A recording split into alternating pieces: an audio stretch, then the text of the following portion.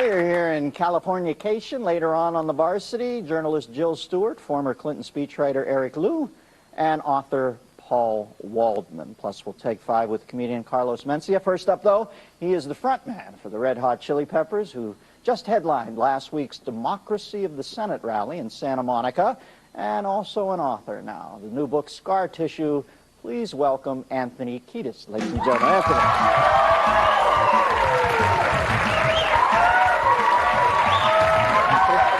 I'm very well, thank you. Looking smart. Thank you. How are you, sir? I'm great. Looking very David Niven tonight. I like the look, my friend. I'd have to lose a little more hair, but I'm not against David Niven. Scar tissue. Do you have plenty from your life? Or? I do. Would you like to see something? Yeah, sure. Yeah. I'd like to. The metaphorical variety, or no. The actual relay tissue? to me your psychic pain, Anthony. What? Been a tough road for you? It's been a beautiful road. Yeah? Yeah, and it was, it's been tough, but it was beautiful, and I don't know, I wrote this book because my friends got tired of me relaying stories from the 70s and the 80s and the 90s, and it just seemed worthy of a tale, and I think the more kind of weirdness you live through, the more interesting your life becomes, and life, and yeah, that's the one thing about you. I always watch you from afar, and I think this kid's smart. He seems to really have a joie de vivre. How in the hell did you get that hooked up in drugs? What's the deal? I loved drugs for a long time. Yeah? In what regard? Just the feeling? Or were you doing the stereotypical escape from something? Or you just liked feeling that way? It was a shortcut to euphoria. It was a shortcut to, feeling something bigger than myself. And in the end, the price is a little bit excessive. With the mental illness, the physical illness, the spiritual illness. But it is a path. It's a path to get somewhere. Unfortunately, I lived through it. And I do have a love for life. And, it was never because I hated being alive that I did that. It was just something I got into. And sometimes shortcuts don't work. I assume this is in your book. Your father was a dealer? Yeah, but he was more than a dealer. He was a dealer. He was an actor. He was a writer. He was a dad, but that was one of What are your thoughts of your dad? Are they fond, or do you look back on him and think, what the hell was he doing? Well, it's a mixed bag. I love the guy. He was my hero, and now he's my friend. I see his mistakes, but I also see him as being a person that was doing the very best he could with what he had. And he actually... He didn't have much? He did. And in his mind, he was being generous and thoughtful and sharing the most exciting things about life with his son. He just didn't, recognize that there was a big price to be paid for living fast and hard at such a young age. Yeah. A little tender for getting in some of the stuff I got into. Well, sure, and at the end of the day, quite frankly, what most people have between them and going off into the pleasure dome is the image of a dad standing at the end of the hallway and say, listen, you get that freaky, I'll kick your ass. You know what I mean? Your dad was down there sort of like opening the velvet rope to some extent. He was, and like I said, I think he actually thought he was doing the loving thing by doing that. He's grown up since then himself. Sure. But Now, it sounds like a fast-lane childhood. Tell me, was it here in Hollywood? Yeah. Did your dad's paths cross? You said he was an actor with other famous people, actors, that sort of crowd? Musicians, initially. Yeah. I came out in 1973. At a time when Hollywood was exploding with excitement and music, and the Sunset Strip was alive, and it was a different era, and it was a much more naive but very experimental era, sexually, drug-wise, music-wise, art-wise, fashion-wise. Hedonistic, the height of it, the Tigris and Euphrates of hedonism. And a lot of interesting things come out of that. And when you're a kid and you land in that magical kingdom, you're ready to roll. Yeah. It's like goodbye, Mom, in the Midwest. I'm with Pops, on the West Coast now. And it was pretty cool. It was pretty exciting. But it led to a lot of trouble. Did you have music chops early on, or did you have other artistic chops? My chops were just kind of survival-oriented.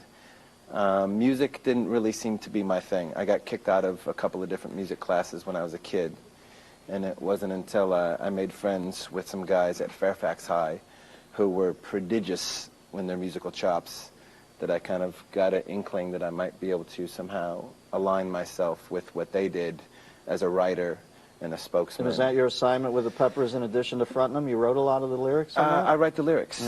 I write the lyrics and, you know, just contribute with whatever sort of magic and rhythm and love that I am feeling creatively at the moment. Now, you lost a member of that band who I assume you loved, right? At that yeah. point, did any alarm, was that where the alarm went off and said, I gotta ratchet back on the drug use, or no? Not even that? I wish it worked like that. That'd be great. If a lot of sad stuff happened and it made people want to, you know, change their life, that'd be great. But I was in such denial and fear and, you know, confusion that when my friend died, it seemed like I better, you know, go re-up and just keep running. Up the paces a little. Yeah, but, you know, it did have some profound psychological effect on me. And a couple months later, after I started the long journey of getting clean, you know, I was able to look at this and go, okay, it didn't work, you know, for a very smart and wonderful person. Right. I'm going to try to, like, respect his death to the best of my ability. But I still got high. Yeah. But, yeah, I mean, it definitely... Okay, if that doesn't click it, what did click it? Do you remember the day? Can you tell me a moment? Did anything, or is it just like it snuck up on you, the quitting? It sneaks up on you when you least expect it. And, again, it's not from a series of tragedies, because those are nothing. You know, when you're in the heat of that insanity, it's like, that's Water not a off your deterrent. back, my yeah, friend. You water just off keep the back. moving. Yep, like a little virus that just wants to survive. Serpentine, brother, at that point. You just want to... I don't know. It's the universe just kind of taps you on the shoulder and says, I'm going to give you a little chance here in about a minute if you want to surrender and, you know, try something new for a minute. You got kids? You going to have kids? I'm going to have them. I don't have them yet. You're going to be down at the end of that hallway telling your kid you'll kick his ass if he does I will drugs? kick his ass. Yeah. No, I'm not raising...